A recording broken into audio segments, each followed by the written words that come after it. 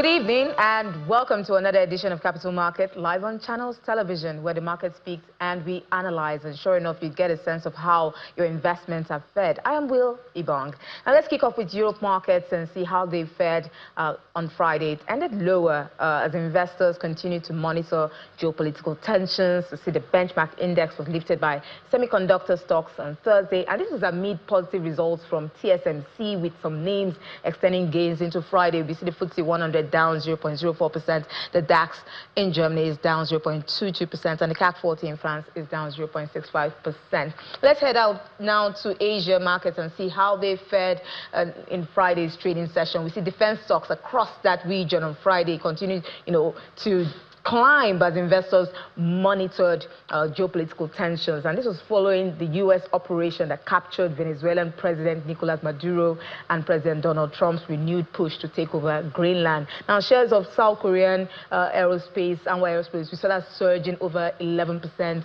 Punsang jumped more than 6%, while Korea Aerospace advanced 4.9%. And we'll see Japan's benchmark now, the K225 dipped 0.32% to settle at 53,936 points. And we see the Hang Seng index in China down 0.29%. That's about a third of a percent. And we see the Shanghai index in mainland China is down 0.26% at 4,101 points there. The S&P 500 we see in U.S. Let's look at how they fared in comparison to the counterparts in other regions. S&P 500, we see uptick there, 0.15%. Still on the pace for that losing week. Traders weigh the latest comments made by President Donald Trump related to the Federal Reserves and geopolitics. That's very important and key to market sentiments. On the broad index, we see that's the index there. The NASDAQ is up 0.14%, 23,562, and also the Dow Jones, 49,488, was up slightly, 0.09%. Now, the three major averages hit their session lows after Donald Trump delivered remarks in the White House on Friday. Now let's zoom in back to Nigeria and see how the unlisted equities market performed. The NASD Securities Exchange, we saw that closing the week higher as the index climbed, slightly by 0.09% to settle at 3,668.95 points, and market capitalization at 2.2 trillion naira. Now, trading activity was also positive. Volume was up about 69.5% at 7.35 million units traded. We see value at 179.37 million naira, and all transacted in 172 deals. Now, on price performance, look at the gainers for the week in the unlisted market. IPOA PLC was up 2.14% to settle at 1 naira 48 kobo. NIPCO PLC was up 9.9% to close at 235 naira 90 kobo. And we also see Industrial and General Insurance, as IGI, up 9.51% to close at 69 kobo. Now, losers, they were led by Central Securities Clearing System, that's CSCS, that was down 7.13% to close at 14 naira. And we see UBM Property down 6.82% to close at 2 naira 5 kobo, and Lagos Building Investment Company PLC was down 0.64% to close at 3 naira 10 kobo. Now, most traded stocks, let's look at the top trades for the week. Joe Fleece PLC was on that list. Central Securities Clearing System, that's because of the profit taken in that, and Afriland Properties also featured on that list. Now let's look at the NGX, how they performed. Banger week for them, except for Friday where they had that downer, but the NGX closed the week on a positive note. The all-share index rose by 2.36% to settle at 166,129 points. That's a game changer for the market. We see the market cap also rising 2.48% to settle still at 106.354 trillion naira. I'm trying to take the market down, but that's not going to work. But in terms of activity, investors, exchanged about 4.67 billion units of shares. That's a green close for the volume. Also, we saw market value closing in the green at 130.63 billion naira. And then total deals rose to 263,439, closing in the green there. Now, sectoral performance was positive. So the banking index, let's look at that. That was up 3.45%. But we have the outlier, that's the oil and gas index, 5.71%. Industrial goods was up 0.67%. Consumer also not doing badly, 1.59%. And insurance also picking up pace there, 1.78%. Now look at top gainers. That included NCL Nigeria PLC. We also see Deep Capital Management, and that's because of the MOU that Deep Capital has signed for mineral mining in the country. Let's look at the losers chart now. We see the heaviest declines coming from Ikeja Hotel. However, we see that down 12.38% for the week to close at 14 naira. And then Sovereign Trust, Austin Lars and Company on that list. And that's because we heard about one of the managers selling off most of the shares when they had that profit. That probably dampened investors' sentiments there. And we also saw Eterna down 7.71%, close at 32 naira 30 kobo. Now, what other news coming out of the market? We see the sound of the closing gong very loudly at the NGX as the group, launched its market-led net zero, that's the N0 program. The initiative aims to boost long-term investability and competitiveness of listed companies following a multi-million naira co-funding partnership with Germany's DEG and Africa Foresight Group. Now, it offers subsidized net zero transition planning, technical support, and globally recognized frameworks. And the NGX Group CEO, Temi Popola, explained that climate risk is now a material factor in company valuation and capital allocation, making the program a strategic move for investors and listed firms alike.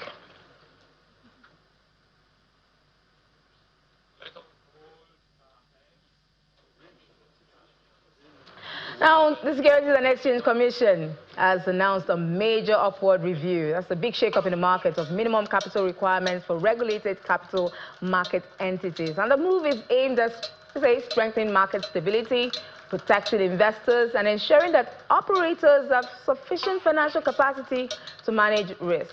Now, the revised thresholds apply to brokers, dealers, fund managers, who is who in the market, fintech firms, virtual assets, service providers, and commodity market intermediaries. We've also seen market infrastructure institutions also impacted by that. Now, the affected firms have until June the 30th of 2027 to comply with the new requirements. Now, joining me to discuss this and more is Mr. Kurfi Garba, is the Managing Director and Chief Executive Officer of APT Securities Limited. Good evening, sir. It's good to have you join us on Capital Market. Yes. It's a big one, this move. The SEC has increased minimum amount of money companies in Nigeria's capital market must have before they are allowed to operate. This is a big one because capital market operators, there are mixed reactions out there that, oh, this is too much. This is too much. We're small firms and we're small brokers. How can we manage? But why now? What specifically changed in the market that brought about this huge drop or this huge shock? Well, in the history of the capital market, this is the first time that all the stakeholders were invited. All the trade holders, Securities and Exchange Commission written to them about the capitalization. And to the best of my knowledge, I'm not aware of any single trade union that say no. All of them, they agree. Some of them, they even propose what to be their capitalization. And this is for the first time we ever got this. Take back to year 2000. After the signing of the 1999 Securities and Exchange Act, Indanus Suleiman, when he was the DG by year 2000, came with the capitalization. And his capitalization did not spare anybody. In fact, he gave just a maximum of 12 months to meet up, and any dealing houses that did not meet up were stopped from participating in the stock exchange, as well as presenting anything for the materialization with the registrars. What was the capitalization that time? 20 million for broker dealer. But many failed to meet up that one until when he stand firm, and when the brokers realized that there is no option than to meet up, many of them meet up, many of them couldn't meet up, and that what bring the death of many houses. Just to the point you just made there, is this new capital requirement or this new push, is it about risk in the market, or is it just a way to just cut down the number of brokers we have out there? Risk is one of them, but beyond the risk, you look at the market. After that one, in 2008, during the DG Al-Paki, he came with capitalization. And that time, what was the capitalization for the broker-dealer? 1 billion. If you don't make 1 billion, you don't get license. And one of them is the Cardinal Security. They met up and they got their license in 2008. Today they are number one because they have the capital. So what it means that capitalization was not new. But even despite the Al-Paki insists for that, but broker put more pressure. And when Manir Gorzo took over, he reduced it to 300 million. Okay. You just talked about Al-Paki, that's the former DG, yes, raising the capital, minimum capital in the market. Was there any failure in the market that led to this? And if we look at the revised minimum capital for 2015, we see that used to be 200 million for brokers, and then we see the revised minimum capital, that's 600 million. Also for dealer, 300 million, 1 billion. This huge jump, was there any failure in the market that required this decision to be made? Well, this decision were made collectively. Collectively in the sense that most of the trade union make a proposal and also indicate what they are expecting to be the likely capitalization. So having SEC look at it, they look at by 2015, our total market capitalization for the equity is less than 10 trillion. Today we are talking of over 100 trillion. So you cannot remain the same. A market of 10 trillion moved to over 100 trillion and expect the same capitalization to work in this market. It will never work. But what data justifies this increase that we have seen? So many things.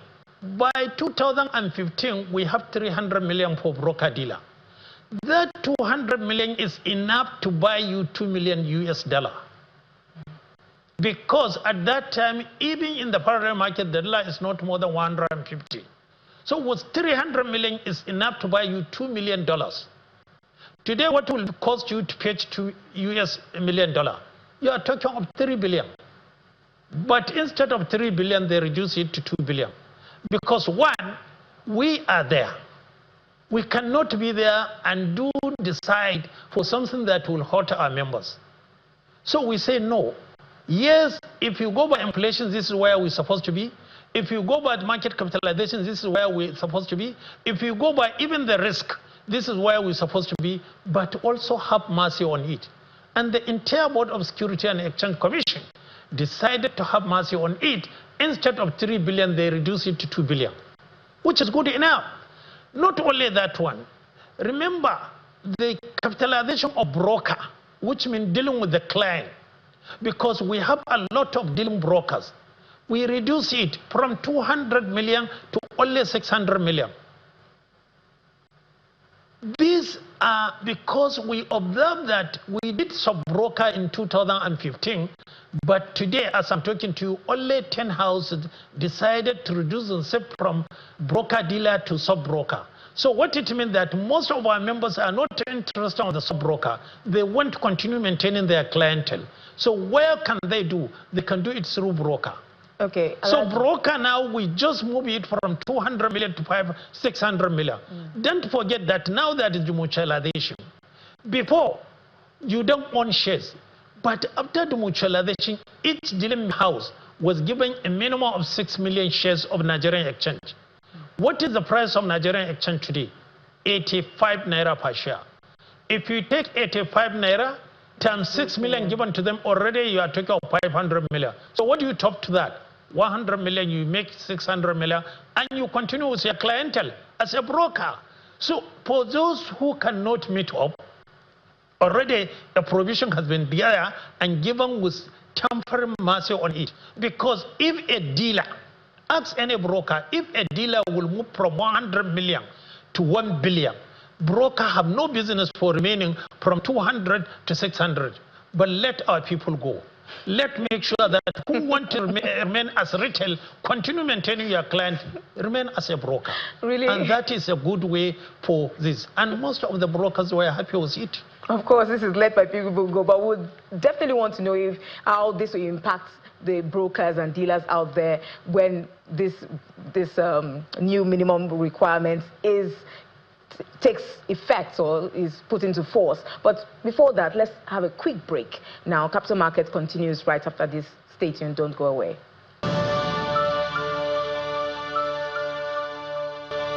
Welcome back. If you're just joining us, you're watching Capital Market live on Channels Television. We're just discussing the recent increases by the Securities and Exchange Commission in terms of minimum capital requirements for brokers and dealers. Basically, everyone in the capital market, operating in the capital market in Nigeria. Mr. Kurfi Garba, Managing Director and Chief Executive Officer, APT Securities Limited, is still with us in our Lagos studio. Alhaji, I just want to let's continue from where we stopped. Was there any impact study carried out to check how this will impact the small brokers or brokers in general or market operators in Nigeria if this is implemented? Yes, there was. First, we look at where are the current position.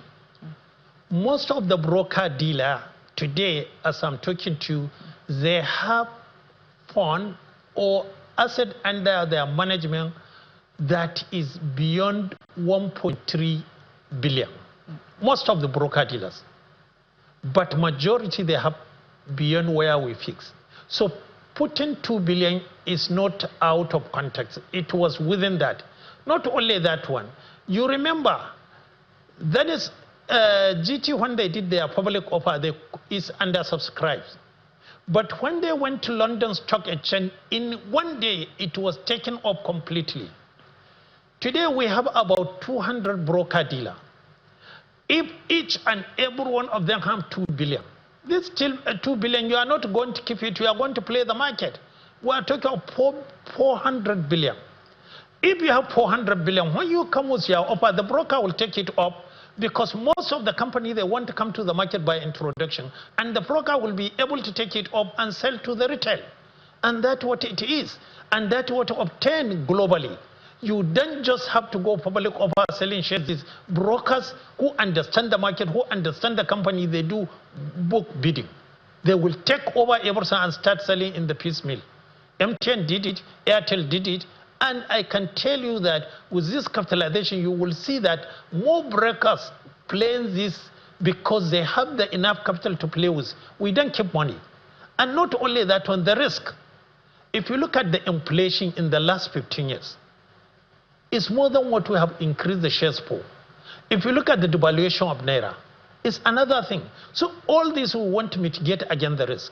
Today, as I'm talking to you, most of the broker-dealer, because of so many check and balances and risk-based analysis, they reduce the risk of selling other shares or tampering into the client shares.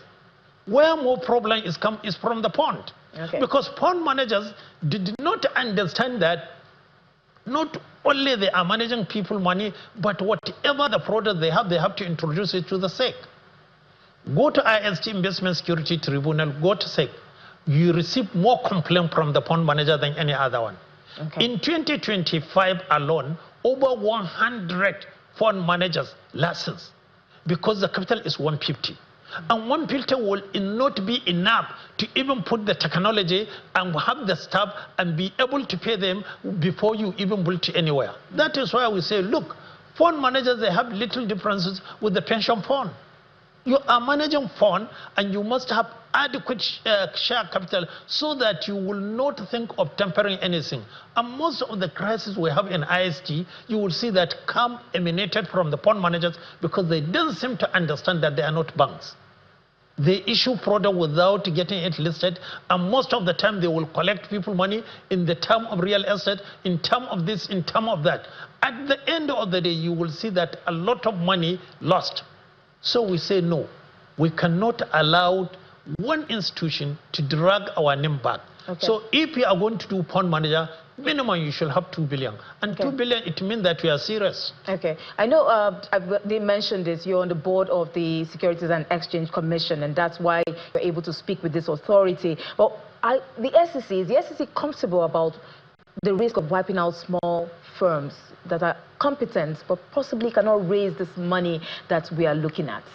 For the broker-dealer, I don't think so. I can tell you I'm one of them, and I believe that majority of them will be able to meet the 2 billion. Those who may not be able to meet the 2 billion, they can step down as a broker. Because as any broker-dealer, he doesn't want to be sub-broker. He wants to remain as a broker. And now you are giving a window of a broker. And not only giving a window of a broker, the capitalization, even with your exchange shares, is enough to meet 600 million. So most of the brokers who deal with the retail are going to survive this and pay this and even meet. I can assure you, more than the one that I talked to them, a lot of them can meet of the 2 billion. Those who may not likely meet the 2 billion, they can be accommodated as a broker. Where the issue is the fund managers. And the fund managers, you must be serious. Because where over 100 fund managers were licensed in 2025, most of them, they have not started operating. So with this capitalization, if you want to operate, be serious. Not just to have 150 million and start managing billions. It's never done anywhere. So we're looking at a possible monopoly here, aren't we? Because maybe the big firms that are out there that can, cough out these huge sums of money, and the little firms that are out there, you talked about the sub-brokers. Like if there's a monopoly, maybe a bigger firm, subsuming a small firm, they want to have their name and be able to deal in their own name. So what will happen to them if they become sub-brokers and probably just subsume into the company, and maybe there's a monopoly, one company just stands as the, big name in the industry? No. What we want everybody to be relevant. Go and check in 2015, go and look at the top 10. Cardinal Security was not one of them.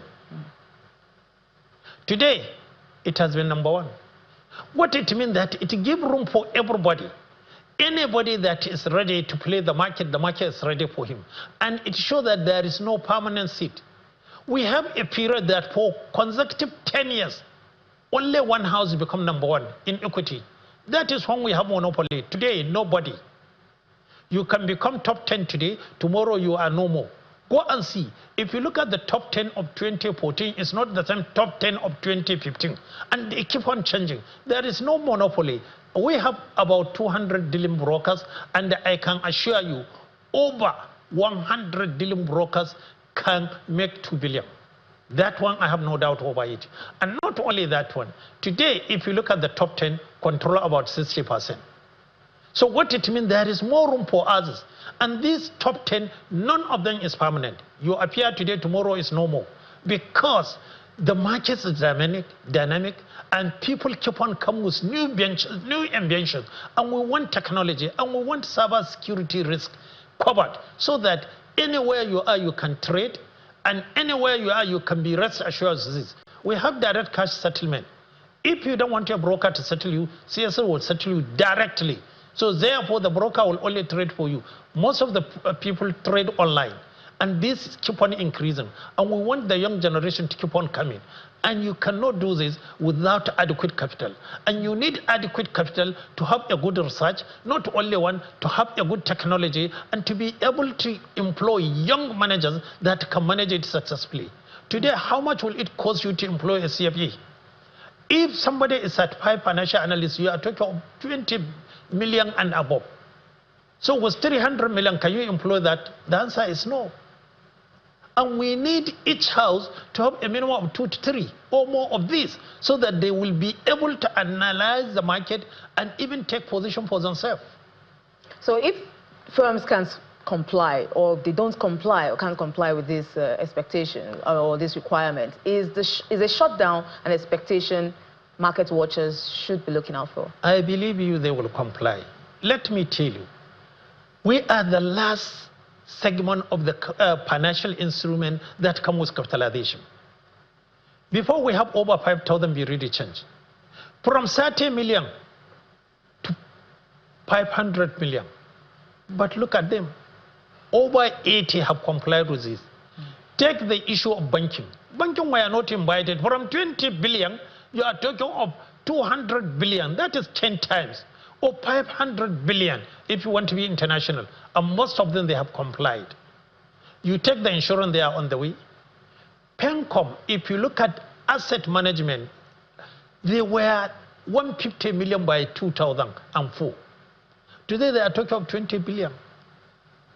At that time, if broker, you move them to even half of this, they will shout. We say no. We are not asset managers. We are broker dealer. So instead of 20 billion, you get 2 billion. It's fair. And all the trade houses association were invited, and most of them, they make a proposal. Not only that, we have analyzed their current shareholders fund. So most of these, before arriving at this capitalization, we know what their average is. Okay. So I can assure you, majority of them will meet up these without any hassle. We hope so. We do hope so. Yes. We'll definitely continue this conversation another time, Alhaji, Mr. Kurfi Garba, because definitely a lot needs to be unpacked, and market watchers, market players need to understand what is expected of them. Thank you so much, Mr. Kurfi Garba, CEO and Managing Director, APT Securities and Limited. Thank you for joining us on Capital Markets. We'll definitely have you some other time. And to our viewers out there, it's a wrap on this edition of Capital Markets. Always remember, the markets, whether they're bullish or bearish, knowledge is your best investment. So keep watching, keep learning, and keep growing your financial savvy. I'm really gone. Bye for now.